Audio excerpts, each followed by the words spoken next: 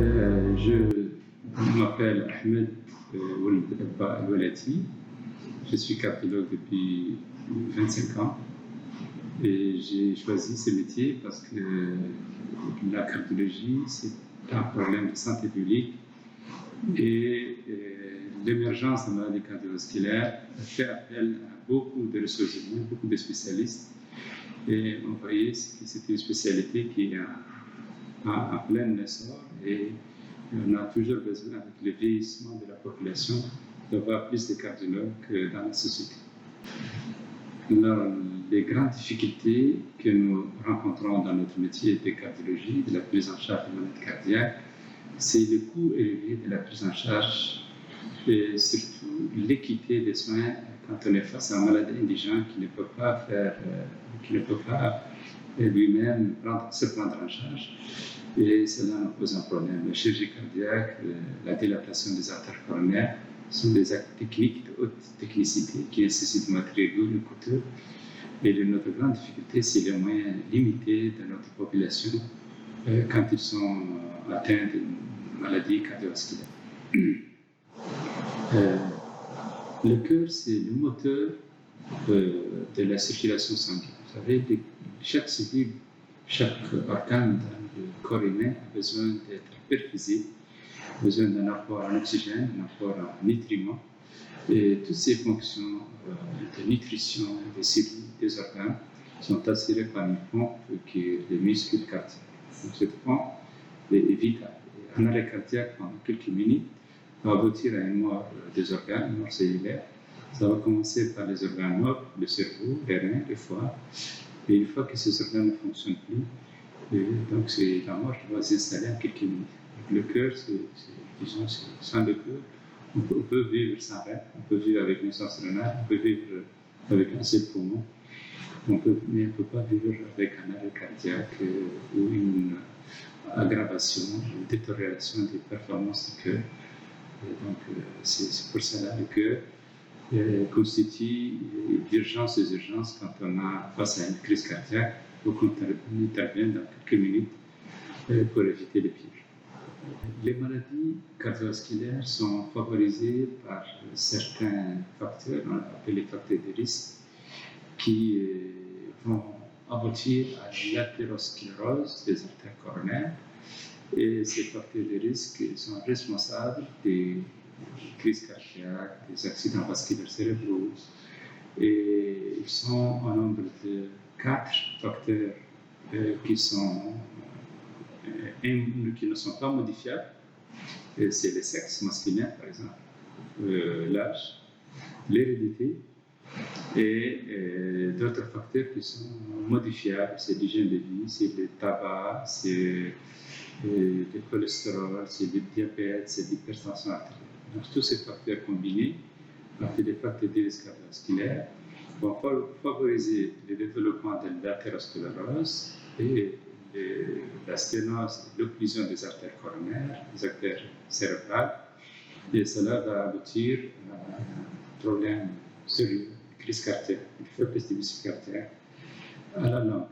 Donc il est demandé à la société, à la population, chaque individu, de corriger ces facteurs de risque, d'éviter le tabac, d'éviter l'obésité en faisant une activité physique quotidienne et traiter l'hypertension artérielle, traiter le diabète. Et bon, bien sûr, on ne peut pas changer nos gènes, on ne peut pas changer le sexe, on ne peut pas arrêter l'âge. Donc, tous ces facteurs modifiables doivent faire l'objet d'un effort individuel pour limiter les dégâts causés par l'athérosclérose.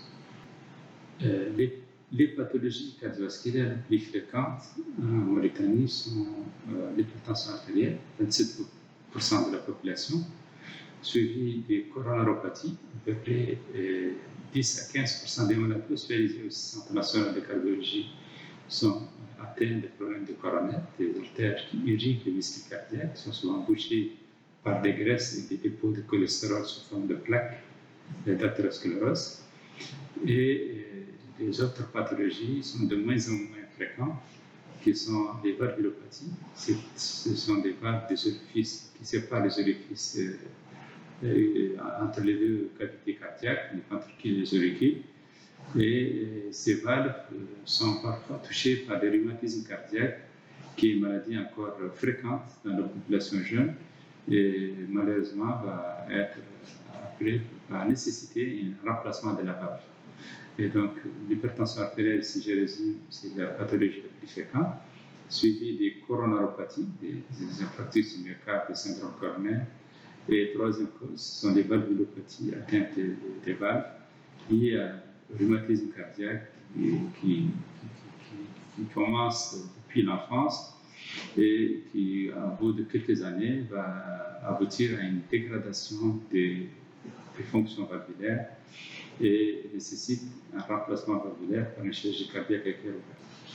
Alors, l'hypertension artérielle, c'est une hyperpression au niveau des artères. Cette hyperpression est liée à un phénomène neuro-hormonal complexe. Donc, il est difficile d'établir une seule cause. Les causes sont multiples de l'hypertension artérielle. L'excès de sel dans notre repas quotidien, le surpoids, l'absence d'activité physique, le stress, l'hérédité, l'âge sont des causes parfois qui sont identifiées comme étant des causes évidentes de l'hypertension artérielle. Cependant, dans 80% des cas, on appelle une hypertension artérielle qui est essentielle et qui n'a pas de cause évidente. Donc, c'est une dégénérescence au niveau des artères.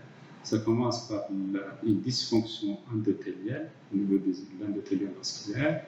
Cela va entraîner une sécrétion des hormones, une activation de ce qu'on appelle le système rénine-angiotensine-aldostérone et va aboutir à une hyperpression artérielle. Et ça commence à l'âge de généralement 35, 40, 50 ans, chez 25 à 30% de la population africaine.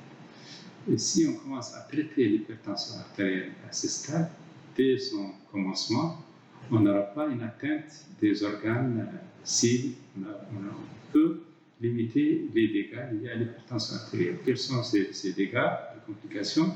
Ce sont des accidents vasculaires cérébraux, c'est les crises cardiaques, c'est l'insuffisance rénale, c'est la démence vasculaire et les troubles du rythme cardiaque. Donc, si on arrive à traiter correctement l'hypertension artérielle dès son début, on limite d'une façon conséquente, d'une façon nette et certaine, l'aggravation et la survenue des complications liées à cette hypertension artérielle. Le traitement de l'hypertension artérielle, d'abord, dépend du niveau des chiffres tensionnels. Ils sont divisés à 4 niveaux. Le niveau 1, quand la tension n'est pas aussi sévère et qu'il n'y a pas assez de facteurs de risque associés, donc généralement on dit autour de 14,9, 14,8, c'est le stade 1 de l'hypertension artérielle, et on peut ne pas donner un traitement médicamenteux. On peut donner des conseils, limiter l'apport de sodium à 4 à 5 grammes par jour de sel, faire une activité physique quotidienne, réduire le poids, arrêter le tabac, vivre une vie moins sédentaire, faire beaucoup de marches, et limiter aussi le stress professionnel et le burn-out. Et si on arrive à juguler l'hypertension sans le traitement, tant mieux, sinon on passe à la phase thérapeutique. La phase thérapeutique, il y a 5 à 6 classes de traitement de l'hypertension artérielle. Il y a ce qu'on appelle les diurétiques, les médicaments qui augmentent les urines. Il y a des inhibiteurs calciques, des médicaments qui dilatent les artères et diminuent la pression. Il y a les inhibiteurs de l'enzyme de conversion, qui sont des médicaments qui agissent et précipitent sur la cause de l'hypertension artérielle. Ils sont de loin les plus efficaces. Il y a les bêta-bloquants, des médicaments qui agissent sur le système adrénergique et ralentissent la fréquence cardiaque et l'hypertension artérielle. Et il y a d'autres médicaments qui sont les moins fréquents et les moins efficaces, appelés les antihypertenseurs centraux, en agissant sur le système nerveux central, et ils ne sont recommandés que pour les femmes enceintes. Donc il y a 4-5 classes thérapeutiques ces classes thérapeutiques sont utilisées, mais il y a 3 ou 4 qui sont les 3 classes thérapeutiques les plus recommandées, les plus conseillées, sont les inhibiteurs classiques, les diurétiques et les inhibiteurs de l'enzyme de conversion ou les antagonistes des récepteurs de l'angiotensine. Donc, ces médicaments sont connus et chaque malade a son profil particulier. Les malades qui ont une tachycardie, qui ont une fréquence cardiaque accélérée, on préfère les bêta-bloquants, on ralentit la fréquence cardiaque. Les malades qui ont chez l'Africain, les Nord-Africains par exemple, les diurétiques et les inhibiteurs de l'enzyme de conversion sont plus efficaces. Et chez les personnes âgées, les anticassiques sont des médicaments aussi efficaces. Et donc, à chaque personne, chaque malade, chaque hypertendu, on peut identifier et choisir un médicament qui correspond à son profil. Le pacemaker, c'est une batterie qui donne des pulsations électriques au ventricule. Généralement, c'est le ventricule droit, qui vont engendrer une contraction myocardique provoquée électriquement. On appelle ça l'entraînement électrosystolique. Et ça remplace le nœud sinusal quand il n'y a pas d'activité, il y a un bloc auriculo-ventriculaire complet. Donc le malade atteint de ce bloc, il n'a plus de fréquence cardiaque provoquée par le corps humain qui est défectueux au niveau de la zone de commande. Le nœud qui commande la fréquence cardiaque est atteint. Et ça aussi, c'est une complication dégénérative en rapport avec une hypertension artérielle non traitée. Donc, ça donne une bradycardie, c'est-à-dire un ralentissement de la fréquence cardiaque qui va aboutir à des syncopes à répétition. Une fois que ces syncopes arrivent, le malade peut faire une mort subite ou un arrêt cardiaque. S'il fait plusieurs syncopes, il peut même faire un accident traumatique grave. Donc, le seul traitement qu'il faut, c'est remplacer la commande du cardiaque par une commande électrique, une batterie, qui va donner les pulsations nécessaires et rendre le cœur plus rapide et traiter cette bradycardie par une batterie qui est appelée pacemaker. Les symptômes cardiovasculaires les plus fréquents sont généralement trois. La douleur thoracique, c'est une douleur au niveau de la partie centrale de la poitrine, donc ça c'est plus grave. Et généralement, cette douleur, dans 50% des cas, elle est liée à un problème cardiovasculaire lié à un angor, un défaut de perfusion du muscle cardiaque. Donc, nécessite, dans les pires des cas, une intervention urgente pour déboucher une artère, une coronaire quand elle est bouchée par un petit caillou ou un thrombus. Donc, ça, c'est la douleur thoracique. Deuxième symptôme cardiaque, c'est la dyspnée, c'est-à-dire les difficultés respiratoires. Vous savez, on respire sans se rendre compte. C'est un mouvement involontaire. Mais quand on commence à avoir la peine pour respirer, on sent qu'il y a quelque chose qui nous manque. On manque de l'air, on est essoufflé. Et avec la marche, aussi, ça pourrait être en rapport avec une insuffisance cardiaque. Le troisième symptôme, c'est par ordre de fréquence, c'est les palpitations. Le cœur aussi, il fait ses battements sans les sentir. Dès qu'on sent que notre cœur bat, soit par une tachycardie, une accélération, une bradycardie, un ralentissement, il faut consulter. Donc, les trois symptômes les plus fréquents sont, je le répète, la douleur thoracique, la dyspnée, l'essoufflement et les palpitations. Parce que là aussi, ça peut ajouter les édèmes des membres inférieurs.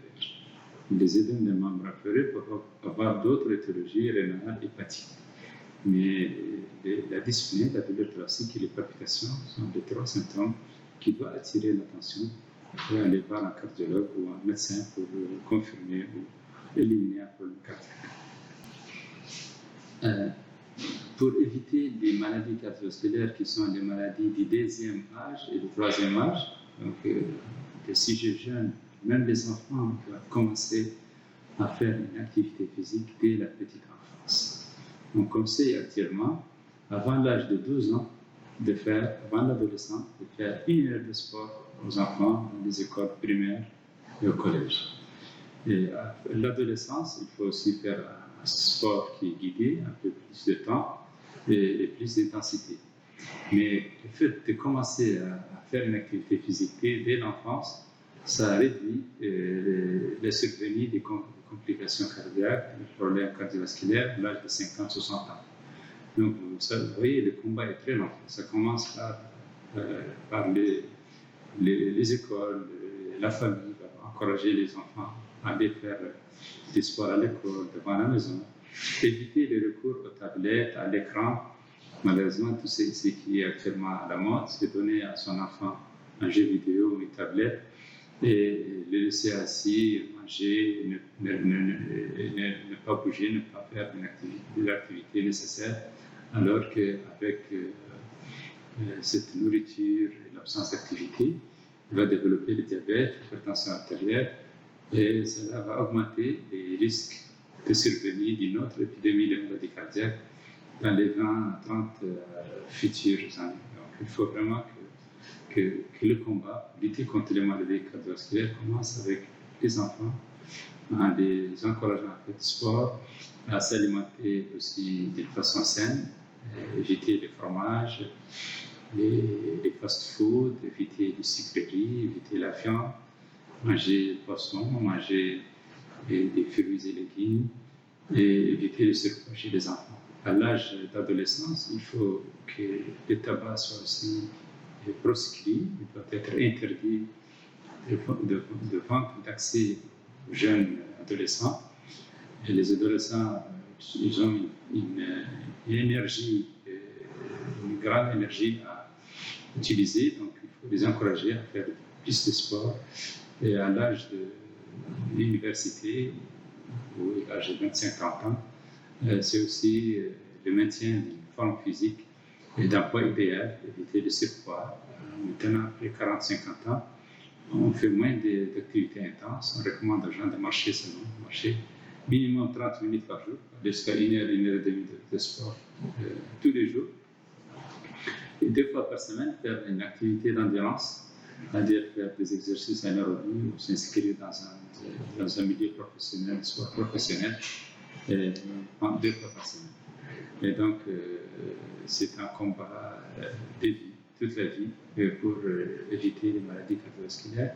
Et à l'âge de 40-50 ans, il faut aussi dépister, prévoir qu'on pourrait avoir l'hypertension artérielle, il faut s'attendre à l'hypertension artérielle à cet âge, il faut s'attendre au diabète, donc il faut faire un check-up, un examen complet tous les ans pour voir si on n'a pas déjà une pathologie qui va être l'origine comme un facteur de risque de maladie cardiovasculaire. Donc les consultations rapprochées à partir de 50 ans sont aussi recommandées tous les ans en bilan de santé pour dépister éventuelles maladies cardiaques débutantes.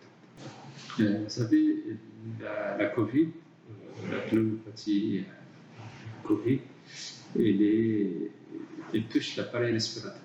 Et donc, quand on est déjà cardiaque, on a une limitée, nous sommes limités par l'insuffisance cardiaque qui limite nos efforts, qui limite nos capacités respiratoires. Donc, à cela, si on a une autre pathologie pulmonaire, le malade cardiaque, quand il est atteint de Covid, il est plus essoufflé, plus fatigué, plus dyspnéique qu'un malade qui n'a pas de problème cardiaque. Donc, la mortalité chez un malade cardiaque atteint de Covid est plus élevée que chez une personne normale, non cardiaque. En plus, la Covid elle-même, la pneumopathie à Covid, le virus favorise la thrombose, c'est-à-dire la formation des cailloux au niveau des artères coronaires, des artères pulmonaires. Cela va aggraver une situation préexistante qui est précaire et augmente la mortalité cardiovasculaire et par ce qu'on appelle une embolie pulmonaire. Et donc, le traitement anticoagulant qui lutte contre le risque de thrombose est recommandé chez les cardiaques ou chez même tous les cas qui sont symptomatiques, les malades Covid symptomatiques. Et donc, bien évidemment, les malades cardiaques font partie des populations à risque, à mortalité très élevée quand ils sont touchés, quand ils sont atteints de Covid.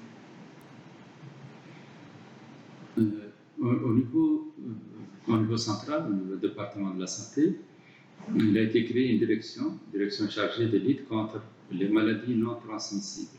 Donc, les maladies non transmissibles sont d'abord par excellence les maladies cardiovasculaires, le cancer, le diabète et les maladies respiratoires.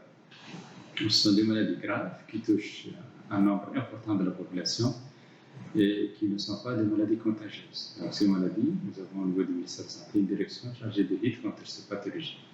Donc, cette direction fait des campagnes de sensibilisation, lutte contre l'obésité, contre le tabac, favorise des programmes de santé scolaire, de l'activité physique scolaire. Il fait des programmes, il les discute, mais c'est dans un cadre jusqu'à présent théorique et de sensibilisation. Donc, la santé publique joue un rôle important dans la sensibilisation, dans la prévention primaire, avant qu'on ait déjà cette maladie installée. Et donc, au niveau du Centre national de cardiologie, notre hôpital, il a été créé pour répondre à cette émergence de maladies cardiovasculaires. D'ailleurs, il a été constaté depuis une vingtaine d'années que le profil épidémiologique a changé. Donc, les malades ne meurent plus de tuberculose ou d'infection, d'épidémie, ils meurent plutôt de maladies cardiovasculaires, des cancers et des accidents de la voie publique. Donc, c'est les 3 premières causes de mortalité que le ministère de la Santé, depuis pratiquement une vingtaine d'années, en répondant à cette nouvelle, ces nouveaux fléaux, a créé 3 centres. Un centre de cardiologie, un centre d'oncologie, de lutte contre le cancer, un centre de traumatologie et de lutte contre les accidents de la voie publique, de la prise en charge des accidents de la voie publique. Et donc, notre centre que vous allez visiter, voir ces installations, il a été créé pour d'ailleurs trouver une prise en charge locale de ces maladies cardiovasculaires qui sont émergentes. Un centre d'oncologie et au centre-ville, un hôpital spécialisé dans la prise en charge des cancers. Le centre de traumatologie des grands brûlés, c'est un centre aussi qui a comme tâche principale la prise en charge des accidents de la voie publique afin de limiter la mortalité liée à la prise en charge tardive des accidents de la voie publique. Bien sûr, il y a des programmes de ramassage des blessés, des ambulances et des routes, et les pompiers qui interviennent de temps en temps pour faire des secours sur place. Tous ces facteurs, ces politiques de santé sont gérées au niveau du département de la santé afin de réduire la mortalité liée à la transition épidémiologique, au changement de mode de vie de la population qui était dans les années 70 dans des zones rurales. Actuellement, tout le monde se concentre dans les grandes villes avec tous ces risques de voir la mortalité et ces fléaux changent de visage aussi. Notre centre actuel, il est parfaitement équipé, disons, par rapport à la sous-région. Il fait tout ce qui est faisable dans les pays en voie de développement. La chirurgie cardiaque, l'angioplastie primaire, il prend en charge toutes les pathologies cardiovasculaires au niveau local. Donc, je ne dis pas que nous sommes totalement outillés, mais nous sommes, disons, presque entièrement, pas à 100%. Il nous manque certainement certaines technologies de pointe pour la rythmologie en cours d'acquisition, la prise en charge du trouble du rythme cardiaque sévère. Il nous manque de la chirurgie pédiatrique. Donc, on s'appuie sur des missionnaires pour former, au bout de 5 à 10 ans, une équipe locale chargée de la prise en charge des enfants cardiaques. Et bien pour la cardiologie adulte, notre centre, qui est à l'hôpital de Saint-Louis, prend en charge toutes les urgences et fait toutes les opérations réalisables dans le domaine de la cardiologie. Il y a une étude concernant les statistiques épidémiologiques. Nous avons une étude qui a été réalisée en 2006 qui classe les taux d'incidence des prévalences de maladies cardiovasculaires dans la population. C'est l'étude Stepwise qui a été pilotée par l'OMS à l'époque. Et sa première phase, sa deuxième phase est en cours. Il n'a pas encore été publié, mais sa première phase montre que l'hypertension artérielle est de près de 7% de la population. Le taux de fumeurs en Mauritanie est autour de 18% pour hommes, et je pense 8 à 10% pour les femmes, et que l'obésité, 30% chez les femmes et 10% chez les hommes. Et donc, ça, ce sont des statistiques dans la population générale. Mais au niveau de la mortalité hospitalière, les maladies cardiovasculaires constituent aussi un taux élevé de la mortalité. Et de telle sorte que, par exemple, notre centre déplore un taux de mortalité autour de 15% des malades cardiaques hospitalisés